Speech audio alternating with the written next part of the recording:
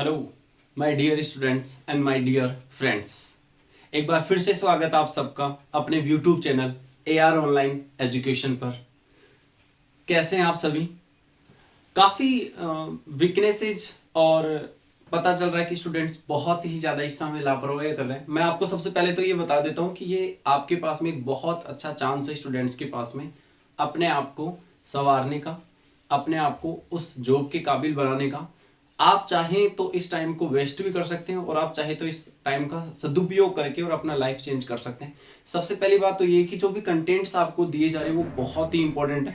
आप उन सभी कंटेंट्स का पॉजिटिवली यूज कीजिए और पढ़ते जाइए और ये देखिए कि जितना भी कंटेंट्स आपको दिया जा रहा है, चाहे वो मैथ्स में हो, रीजनिंग में हो और इंग्लिश में हो, उन सबको बार बार पढ़ करके और जो भी वीकनेसेज आपको आती है उनको चेंज करके, आपको अगर ऐसा लगता है कि कोई चीज़ समझ में नहीं आती तो कमेंट बॉक्स में बताइए।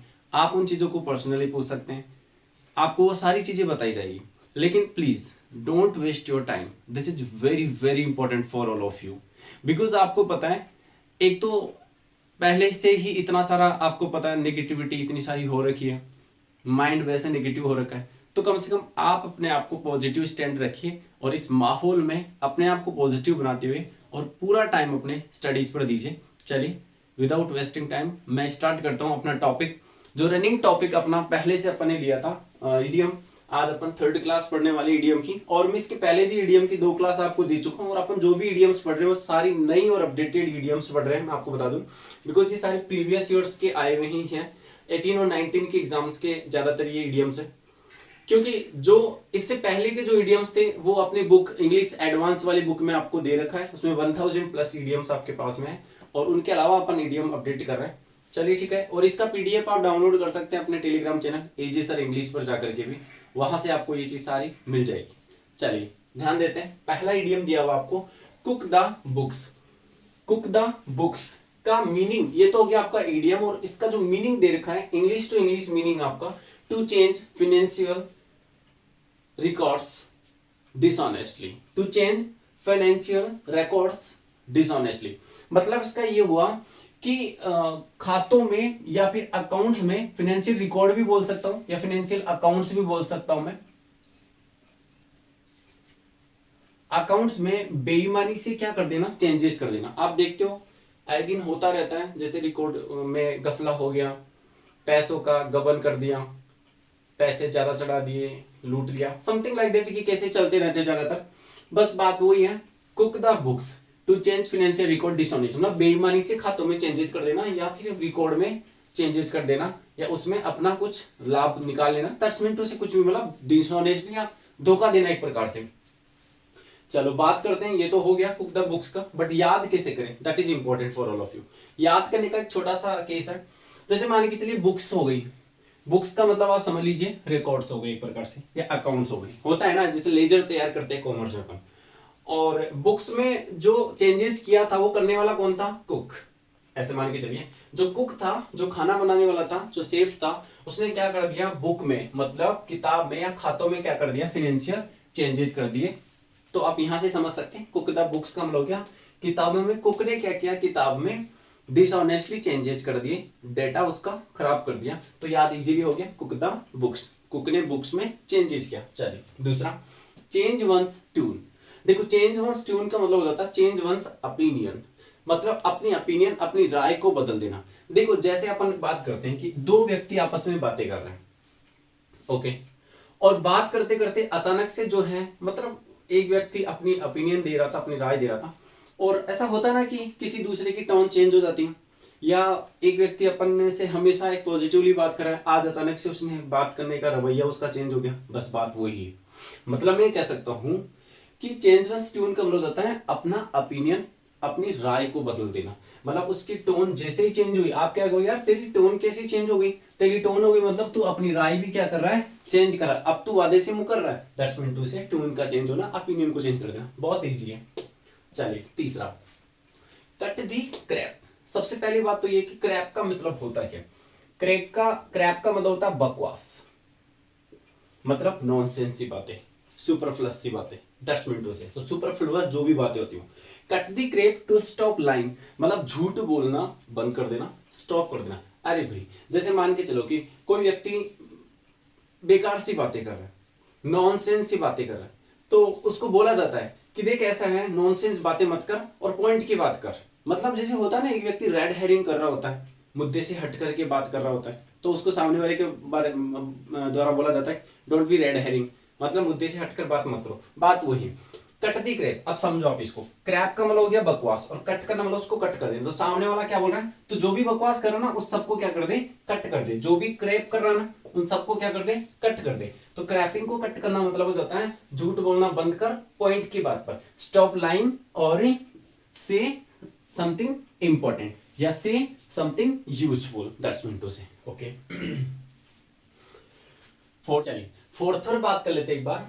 फोर्थ पर दिया आपको कम हेल और हाई वाटर। देखिए कम हेल और हाई वाटर का मतलब हो जाता है willing to do despite any obstacle. सबसे पहली बात तो ये कि ऑब्स्टिकल का मीनिंग क्या होता है। ऑब्स्टिकल का मतलब हो जाता है बाधा या दुविधा, मतलब कोई भी बड़ी से बड़ी परेशानी हो उसके बावजूद भी। देखो डिस्पाइट का मतलब हो जाता है के बावजूद। अब एक छोटा सा नियम बताता हूं ग्रामर का आपको, डिस्पाइट के साथ कभी भी ऑफ का प्रयोग नहीं होता। ऐसा क्यों, क्योंकि ऑफ तो पहले से डिस्पाइट के अंदर होता है, इसका मीनिंग होता है के बावजूद, तो ऑफ नहीं होता। ग्रामर में एक क्वेश्चन बनता रहता है इसका।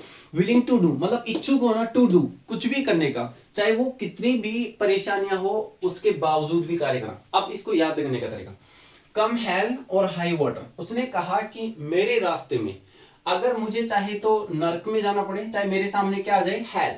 कम मतलब आ जाए और हेल का मतलब चाहे नरक आए मेरे सामने, मतलब मुझे उसकी जैसी भी यातना या उसकी जैसी परेशानी भी भोगना पड़े, और चाहे वो हाई वाटर बहुत गहरा वाला पानी हो, समुद्र हो और लहरें उठ रही हो, तो भी मुझे कोई परवाह नहीं है। मतलब उसके सामने हेल और वाटर दोनों के दोनों क्या है, आपस में एक प्रॉब्लम है, दोनों विकट समस्या है उसके सामने। चाहे मेरे सामने दोनों आ जाए तो भी मैं अपना काम करूंगा। मेरा इच्छा है कि ये मेरी विलिंग है कि I will do that work. उसका कहना ये उसकी गहरी इच्छा है। आप इस चीज को अंडरस्टूड करें, चाहे मेरे सामने हेल आए चाहे वाटर हो, मैं मिल करके और फिर भी उसके बावजूद भी काम करूंगा। आप समझ गए होंगे सही। फिफ्थ की बात करते हैं गेट क्रैकिंग।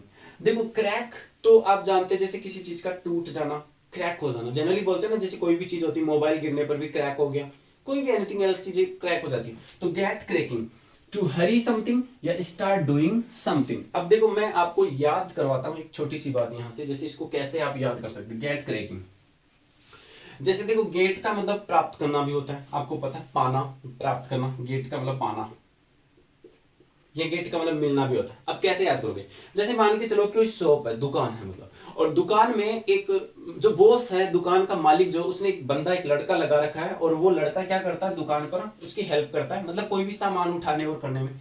तो जैसे मान के चलिए कि रेफ्रिजरेटर की कोई दुकान है, ठीक है, फ्रिज की कोई दुकान है, शोरूम है।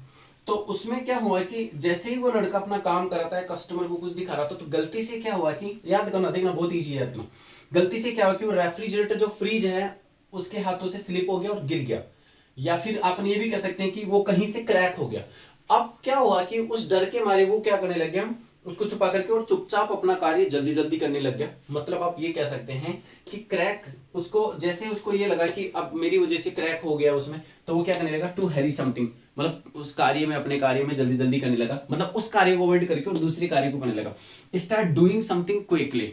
लेकिन ये जो होता है ना स्टार्ट डूइंग समथिंग क्विकली, ये किस मैनर में होता है, अनकंट्रोलेबल मैनर में, क्योंकि कंट्रोल उसने खो दिया, अनकंट्रोलेबल होकर के। कंट्रोल क्यों खोया, क्योंकि उसको क्या पता चला कि उसकी वजह से क्या हो चुका है, क्रैक हो चुका है। तो गेट क्रैकिंग समझ गया आप, फ्रिज के क्रैक होने पर क्या करने लग गया, जल्दी जल्दी काम करने लग गया, इस डर से कि कहीं उसका बॉस या उसका मालिक उसको डांटे ना। चलिए याद हो रहा होगा आपको। बात करते हैं वूप इट अप। देखो वूप इट अप तो मतलब जाता है enjoy in A noisy way. Whoop, आप देखते हो मंकी जो होते हैं, मंकी कैसी आवाजें करते हैं, मुझे बताओ जरा एक बार। वूप करते हैं ना, हु वूप, वूप वाली आवाजें करते हैं, मतलब नॉइजी ऑर्डर। और आप देखो करो, जब एक साथ ग्रुप में बहुत सारे मंकी होते हैं तो एक साथ बहुत सारी आवाजें करते हैं, whoop whoop something like that. बस बात वही है, तो एंजॉय करते हैं वो उसको, और नॉइजी ऑर्डर में। तो देखो आप मंकी वाली आवाज से याद कर लीजिए कि मंकी कैसे करते हैं, वूप वूप करते हैं, और वो भी कैसे, अप मतलब बहुत जोर जोर से, अप मतलब ऊंचाई में, अप मतलब जोर जोर से। और क्या कर रहे होते हैं, अच्छा क्यों करते हैं, क्योंकि वो एंजॉय करते हैं नॉइजी ऑर्डर में, उनको अच्छा लगता है इसलिए। चलिए वूप इट अप याद हो गया। 7 नंबर पर बात करते हैं, रीप दी वर्लवाइंड। वर्लवाइंड इसका मतलब होता है suffer consequences as a result of one's action. One's action का मतलब हो गया कि जो भी एक्शन, जो भी कार्य आपने किए हैं उन सब का परिणाम भी आप ही भोगोगे। वो बात है ना, जैसे आपने पढ़ा होगा as you sow that as you sow you reap, that's mean to say जैसा आप बोओगे वैसा क्या करोगे, काटोगे, वैसा ही आपको मिलेगा जैसा बोओगे। बात वही है। रीप का मतलब काटना भी होता है, रीप का मतलब एकत्रित करना भी होता है, ठीक है। और वर्ल्ड का जो पर्टिकुलर मीनिंग होता है वो यही होता है, ठीक है। तो वर्ल्ड दैट्स मीन टू से रीप, जैसा काटोगे वैसा बोगे, मतलब चक्रवात, तूफान, बवंडर। आप वर्ल्ड का मतलब क्या कह सकते हो, बवंडर या चक्रवात। तो जैसा बोओगे वैसा काटोगे, दैट्स मीन टू से रीप द वर्ल्ड का मतलब हो जाता है जैसा बोओगे वैसा काटोगे। इट मीन्स टू से रीप का मतलब काटना और एकत्रित करना, वर्ल्ड का मतलब बाउंड्री या चक्रवात को। आप सोच रहे होंगे सर चक्रवात को, अरे भाई चक्रवात को न्योता दोगे तो क्या मिलेगा, चक्रवात ही मिलेगा। परेशानी को न्योता दोगे तो परेशानी मिलेगी। बात वही है, कॉन्सिक्वेंसेज को, एक्शन या कॉन्सिक्वेंसेज को फील करना, सफर करना, पीड़ा उसको महसूस करना। चलिए 8 नंबर पर बात करते हैं। 8वां जो गिवन है wild and woolly. Wild and जो वूली दिया उसका मतलब है वेरी वाइल्ड और बार्बरस। देखो वेरी वाइल्ड का मतलब था पूरी तरह से जंगली होना, असभ्य होना, ना तो बात करने का तरीका होना, ना ही मैनर्स होना, मतलब nothing in one's characters specially. और बार्बरस आप जानते हो असभ्य होता है, स्पेशली बार्बरस का मतलब होता है असभ्य। तो वाइल्ड एंड वूली, वूली का जो पर्टिकुलर मीनिंग होता है, मतलब अगर मैं वूली के लिए रिप्रेजेंट करूं तो भ्रमित होता है। वूली का मतलब होता है भ्रमित, मतलब एक प्रकार से कंफ्यूज्ड सा, एक प्रकार से जो सटियाया हुआ, जो कंसंट्रेट नहीं करता या जो खुद पर कंट्रोल नहीं कर सकता, मतलब जो जंगली तरीके से और असभ्य तरीके से व्यवहार करता है। वैसे पर्टिकुलर तो इसका मतलब जो होता है वो भ्रमित बताया, मतलब जंगली तरीके से और भ्रमित के तरीके से। जंगली और भ्रमित होते हैं ना, जैसे कंफ्यूज्ड है पूरी तरह से, बात करने का तरीका नहीं है, मतलब मन शांत नहीं है, कभी ये कर रहा है कभी वो कर रहा है, अजीब अजीब सी हरकतें कर रहा है, वेरी वाइड। तो आई थिंक मुझे ऐसा लगता है आप इसको याद करने के लिए केवल वाइड को पकड़ लीजिए, तो वाइड से वाइड आपको मीनिंग मिल जाएगा और बार्बरस भी आ जाएगा, मतलब जंगली की तरह होना, मतलब जंगली की तरह होना। चलिए इजी। रन का मतलब दौड़ना, अराउंड का मतलब चारों तरफ, लाइक किसकी तरह, एक हेडलेस चिकन। देखो हेडलेस क्या कह रहे हैं आप, हेडलेस जिसके कोई सिर नहीं है, और चिकन मतलब मुर्गा। आप ये देखिए, जैसे मान के चलिए चूजा या मुर्गा जिसको अपन बोल सकते हैं, और उसकी गर्दन नहीं है, और जब उसकी गर्दन नहीं होती तो आपको पता है वो पूरी तरह से अनकंट्रोल्ड कंडीशन में होता है। आप गर्दन काट कर एक बार बाढ़ छोड़ दीजिए, पूरी तरह से अनकंट्रोल हो जाएगा, इधर भागना उधर भागना ये वो, मतलब टू बी एक्सट्रीमली बिजी, बहुत ज्यादा बिजी होना, doing more than one at a time, मतलब एक ही समय में बहुत सारे कामों में बिजी होना। ऐसा नहीं मैं एक ही काम पर कॉन्सेंट्रेट कर रहा हूं, बहुत सारे अलग अलग कामों में बिजी होना। But in an uncontrolled manner, लेकिन वो मैनर कैसा, उसका अनकंट्रोल्ड वाला मैनर है, मतलब उसमें कंट्रोलिंग नहीं है। काम तो कर रहा है बहुत सारे लेकिन कंट्रोलिंग नहीं है। भाई मैंने बताया अगर किसी मुर्गे की गर्दन मतलब हेड को हटा दिया जाए तो कंट्रोलिंग है क्या उसमें, नहीं, क्योंकि उसको कुछ नहीं पता चल रहा, इधर उधर भाग रहा है, वो भी कर रहा है, ये भी कर रहा है, उधर भी भाग रहा है, बात वो की वही होती। चलिए बात करते हैं 11 नंबर पर, सिल्वर बुलेट।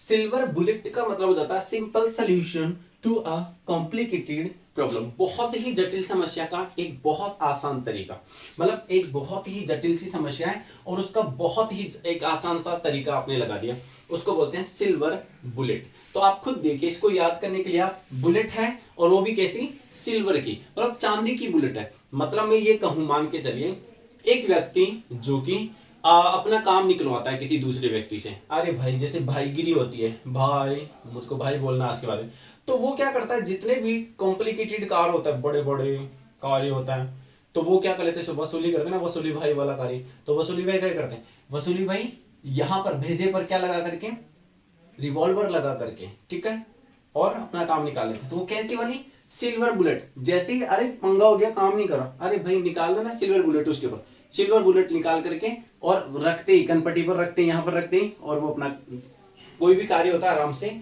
जल्दी जल्दी से कर देता है। सॉल्यूशन। चलिए बात करते हैं 12 पर, 11 नंबर पर दिया हुआ अ सी चेंज, मतलब अ कंप्लीट चेंज। अरे भाई एक बात मुझे होता है, सी का मतलब समुद्र, सागर, चेंज का मतलब बदलाव। मतलब अगर एक पूरे के पूरे समुद्र को अगर चेंज कर दिया गया, पलट दिया गया, या उसके स्थान पर कुछ और कर दिया गया, सोच के देखिए, एक समुद्र का चेंज होने का मतलब है, या फिर उसको बदल देने का मतलब है पूरी तरह से चेंज कर देना। अब जैसे कोई भी व्यक्ति अपने कार्य में, तरीकों में, मैनर में, वे ऑफ एक्शन में, वे ऑफ टॉकिंग में, वे ऑफ बिहेविंग में जब चेंज कर लेता है, पूरी तरह से चेंज कर लेता है, बस उसी को सी चेंज। मतलब बोलते ना यार तू तेरे में तो ऐसा लग रहा है कि समुद्र सा जैसा चेंजेज आ गया, मतलब पूरी तरह से चेंजेज आ गया, तो पूरा तरह से बदल गया। Wow, that's great point for all of us. 13 by courtesy of somebody या समथिंग। देखो, बाय कर्टसी ऑफ समबडी या समथिंग का मैनर होता है क्या? बाय कर्टसी ऑफ, कर्टसी का मतलब वैसे तो आपको पता है कृपा, अब शालीनता भी होती है, ठीक है, शिष्टाचार भी होता है, लेकिन यहां पर इसका अर्थ जो होगा वो क्या होगा? कृपा, दया। बाय कर्टसी ऑफ समबडी या समथिंग, जैसे नहीं होता है क्या, जैसे मान के चलो कि आपका कोई भी कार्य जो अटका हुआ था, जो कि फंसा हुआ कार्य था, वो बहुत जल्दी से हो गया, लेकिन किसकी वजह से हुआ? किसी दूसरे व्यक्ति की कृपा से। बोलते ना जैसे प्रार्थना भी है प्रभु का नाम लेने से, समथिंग लाइक दैट, कृपा करो दान भक्ति। मतलब कोई भी व्यक्ति जो कि आपको क्या कर दे, परमिशन दे दे। देखो, ऑफिशियल परमिशन दे दिया जाना, मतलब ऑफिशियल परमिशन कहां से मिली? ऊपर से मिली। लॉकडाउन का पीरियड चल रहा है, बहुत सारे ऐसे लोग हैं जो कि चलो अब तो फिर भी थोड़ा सा ग्रीन ऑरेंज जोन से लोगों को आना जाने का मौका मिल गया, लेकिन इसके पहले बहुत स्ट्रिक्ट था। तो लोगों को जाने के लिए किस तरह से दूसरे स्थान अपने कार्य को लेकर के सर्विस प्रोवाइड करवाने के लिए क्या लेना पड़ता है? परमिशन लेना पड़ता है, पास बनवाना पड़ता है। बस बात वही है, by courtesy of somebody something. ऐसा नहीं होता क्या कि जैसे देखो जी, जैसे लोगों की तरह बोल दिया जाता है भगवान की दया से या फिर इनकी कृपा से मेरा काम बढ़िया चल रहा है, बस यही बात है। चलिए 14 की बात करते हैं। चू द ओवर। चू द ओवर का मतलब होता है डिस्कस समथिंग एट लेंथ। जैसे मैं इसको एक्सप्लेन करता हूं, चू का मतलब होता है चबाना, ओवर का मतलब ज्यादा। मतलब अगर कोई व्यक्ति ज्यादा चबाता है, देखो खाना खाते समय चबाने हैं, हाँ ठीक है, वो बात अलग है कि आप चू कर रहे हो तो वो अच्छी बात है, लेकिन वैसे चबाने की क्या बात बता रहा है? चू द ओवर मतलब डिस्कस समथिंग एट लेंथ, मतलब किसी भी बारे में, किसी भी बात पर, कोई भी पॉइंट मीटिंग में डिस्कस करते समय बहुत लंबा सा डिस्कशन हो जाना, बहुत ज्यादा टाइम ले लेना उसके डिस्कशन में। चू द ओवर मतलब ओवर मतलब ज्यादा से ज्यादा चू करना, चबाना। जब कोई व्यक्ति ज्यादा चबा रहा है मतलब ज्यादा डिस्कस करने में टाइम लेता है या बहुत सारा टाइम लगाता है। 14 पर बात करते हैं।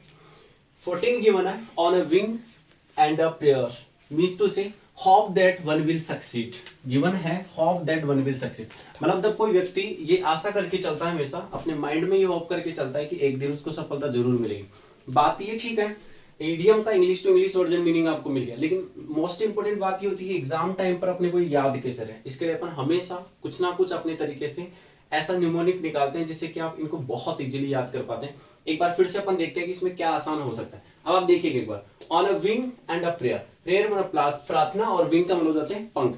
जैसे मैं एक चीज बताऊं कि जैसे कोई व्यक्ति विशेष का एग्जाम्पल ले लें, तो उस व्यक्ति को ऐसा लगता है कि अगर वो कुछ भी करने जा रहा है अपनी जिंदगी में, तो उसको अपने विंग कहने का मतलब है अपनी उड़ान पर, अपने इरादों पर। भाई विंग तो आप एक पक्षी से कंपैरिजन कर सकते हैं, जैसे पंछी के अपने जो पंख होते हैं, उसके पर जो होते हैं, उसको अपने खुद पर विश्वास होता है, लेकिन एक व्यक्ति विशेष जो है वो अपनी उड़ान पर विश्वास रखता है, अपने जुनून पर विश्वास रखता है, अपने इरादों पर विश्वास रखता है, और साथ साथ में प्रार्थना भी वो करता है। मतलब उसको भगवान पर भी विश्वास है, उसको ऐसा लगता है कि भगवान भी मेरे साथ है, साथ में मेरा जो खुद का कर्म है, मतलब उसका जो वर्क है, उसको मैं विंग बोल सकता हूँ। क्योंकि हमारे वैसे विंग तो नहीं होते, लेकिन जनरली अपन ये बोल सकते हैं कि आपने जो इरादे ठाने हैं आपने कुछ भी करने का, उस पर आपको विश्वास है और एक भगवान जी पर विश्वास है, तो दोनों पर मतलब विंग और प्रेयर पर जो विश्वास है, और ये कहता है आपको कि आप डेफिनेटली वन डे क्या होंगे, you will get succeed in your life. Okay fine. 15 पर बात करते हैं, count one's blessings. Count one's blessings जो है वो ईडियम है, मीनिंग गिवन है इसका to be grateful for the good होना। मतलब बात वो की वही है, कोई भी चीज जो अच्छा होता है उसके लिए ग्रेटफुल होना, मतलब आभार होना, आभार व्यक्त करना कुछ भी अच्छा होने के लिए। जैसे मान के चलिए आप कोई भी कार्य कर रहे हैं और सामने वाले ने आपको थैंक यू बोला जनरली, तो आप उसका आभार व्यक्त करते हैं क्योंकि आपने उसके साथ में बहुत अच्छा काम किया, आपने उसकी हेल्प की। तो काउंट वंस ब्लेसिंग, अब मैं इसको ये बोलता हूँ, जैसे अपन बड़ों से आशीर्वाद लेते हैं, उनके अपन पांव छूते हैं, चरण छूते हैं, उसके बाद में जो भी आशीर्वाद वो देते हैं, तो आप खुद देखें, काउंट करिए उन सभी ब्लेसिंग्स को, उन सभी आशीर्वाद को जो बड़ों से हमें मिलते हैं, वो सारे उन सभी आशीर्वाद को आप काउंट करके चलिए। मतलब आप अपने लाइफ में अच्छा कुछ ना कुछ आपके लिए अच्छा होगा, उसके लिए क्या हो, आप ग्रेटफुल हो। जैसे छोटा एग्जांपल दिया मैंने कि आपने अपने बड़े के पांव छुए, उन्होंने आपको आशीर्वाद दिया, वो आशीर्वाद जो ब्लेसिंग है उसको आप काउंट करके चलिए, क्योंकि वो आपकी लाइफ में आपको कुछ ना कुछ अच्छा करने के लिए क्या देंगे, आपको एक प्रेरणा देंगे। तो उसके प्रति आपको क्या होना होता है, ग्रेटफुल होना होता है। That's it. 16 गिवन है, बी ऑन द एयर। देखो दो चीज सिमिलरली दिया हुआ है, एक तो है इन द एयर और एक दिया हुआ है ऑन द एयर। दोनों कहीं ना कहीं सेम है, बस एक प्रेपोजिशन की वजह से इनके मीनिंग चेंज हो गए। अब देखो ऑन द एयर मतलब हवा के अंदर, हवा में मतलब कोई भी चीज ब्रॉडकास्टिंग हो रही है, या टीवी, जैसे आप सबको पता है टीवी अगर चलती है तो फ्रीक्वेंसी के बेस पर उपग्रह बहुत सारे हमारे आसमान में घूम रहे हैं, उनसे एक फ्रीक्वेंसी कनेक्ट होती है और टीवी को क्या मिलता है, कनेक्शन मिलता है, जिससे हम सारी चीजों को लाइव देख पा रहे हैं। आज जितने भी चीजें चल रही है वो वाईफाई चल रहा है, तो वो सब कुछ ऑटो कनेक्टेड है, जो कि आसमान से तरंगों के थ्रू अपने को मिलता रहता है। तो ऑन द एयर आप इसको ये ध्यान रखिए कि हवा में कुछ ऐसी तरंगे घूम रही होती है। ऑन द एयर मतलब हवा के अंदर, मतलब ऊपर, आसमान के ऊपर की तरफ कुछ ऐसी तरंगे घूम रही है जिसे अपन क्या देख पा रहे हैं, ब्रॉडकास्टिंग देख पा रहे हैं, चाहे वो टीवी का हो, चाहे वो अपना इंटरनेट का हो, कुछ भी हो, be on the air. Be in the air, अब देखो जैसे इन लग गया, इसका मतलब हो जाता है व्हेन आइडिया और इमोशंस, मतलब कोई भी विचार या कोई भी भावना इज ऑन एवरीवन्स माइंड, उस समय जिस समय उस व्यक्ति विशेष के माइंड में चल रही होती। तो इन द एयर, जैसे इसको आप जनरली ये भी कह सकते हैं फुट एयर्स की तरह, जैसे कोई व्यक्ति एक्सप्रेशन देता है, अपने हाव भाव दिखाता है, अपनी बातें, अपना तरीका, तौर तरीका कार्य करने का, सिंपली उसी तरीके से। तो इन द एयर होना दैट्स मीन टू से आइडिया और इमोशन इज एवरीवन से माइंड, से प्रत्येक व्यक्ति के माइंड में कोई ना कोई आइडिया चलता रहता है, उसी साउंड में अपन उसका यूज कर सकते हैं। चलो इसको फिक्स में रखेंगे थोड़ा सा।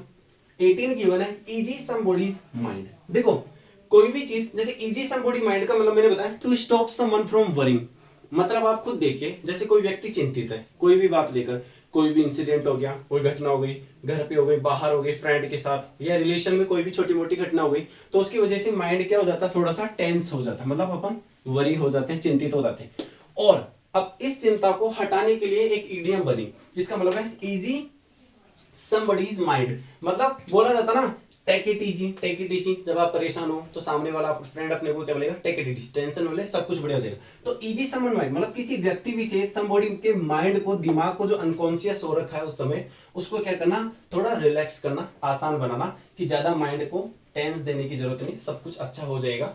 Stop someone from worrying, easy है। चलिए बात करते हैं द निट्टी एंड द निट्टी ग्रिटी। इसका मतलब क्या, द मोस्ट इंपोर्टेंट और basic detail of a matter. मतलब जैसे मान के चलिए कि आपको एग्जाम में कोई भी टॉपिक दिया गया, जैसे अपन एग्जाम देते थे 10th क्लास तक, तो आपको पता है 10th क्लास तक के एग्जाम में हमें कोई भी टॉपिक दिया जाता था, जैसे ऐसे राइटिंग का टॉपिक दे दिया या फिर लेटर राइटिंग, एप्लीकेशन राइटिंग, तो उसके अंदर जो बेसिक चीजें अपन, मोस्ट इंपोर्टेंट थिंग जो मोटे मोटा लिखने का पोर्शन होता है, उसी की बात करते हैं अपन। तो उसी को अपन एक ईडियम की भाषा में निट्टी और ग्रिटी बोलते हैं। अब मैं इसको आपके लिए आसान बनाने के लिए बोलता हूँ, ये है निट्टी और ये है ग्रिटी, दोनों की दोनों बहनें हैं, पागले हैं दोनों। कहने का मतलब ये हो गया कि ये दोनों सिस्टर्स हैं, बोथ आर सिस्टर्स। जब भी एग्जाम देने जाती हैं तो एग्जाम टाइम पर क्या करती है, मोस्ट इंपोर्टेंट और बेसिक डिटेल पर ही क्या करती है, फोकस। और ये कहा भी जाता है कि पूरी क्लास में निट्टी और ग्रिटी दोनों सिस्टर के लिए पूरी क्लास में सभी स्टूडेंट्स क्या बोलते हैं, ये दोनों हमेशा किस पर फोकस करती है, इंपॉर्टेंट डिटेल पर ही फोकस करती है, इंपॉर्टेंट सब्जेक्ट पर ही फोकस करती है। जो सब्जेक्ट अनइंपॉर्टेंट होता है उसको ये क्या कर देती है, लीव कर देती है। तो आपको याद हो गया होगा इजीली, निट्टी और ग्रिटी दोनों सिस्टर्स हैं, दोनों इंपॉर्टेंट चीजों पर क्या करती है। चलिए 20 एंड द लास्ट जो इडियम है आज का, उस पर एक बार डिस्कस कर लेते हैं। A bad hair day, a bad that's mean to say a day on which everything seems to go wrong, मतलब एक ऐसा दिन जिस दिन सब कुछ क्या होता रहता है, गलत ही गलत होता है। जैसे आप एक चीज देखिए, ज्यादातर आपने देखा होगा लोगों का एक छोटा सा थ्योरम होता है, या फिर एक सुपरस्टिशियस, जिसको मैं अंधविश्वास बोलता हूँ, सुपरस्टिशियस दैट्स मीन टू से।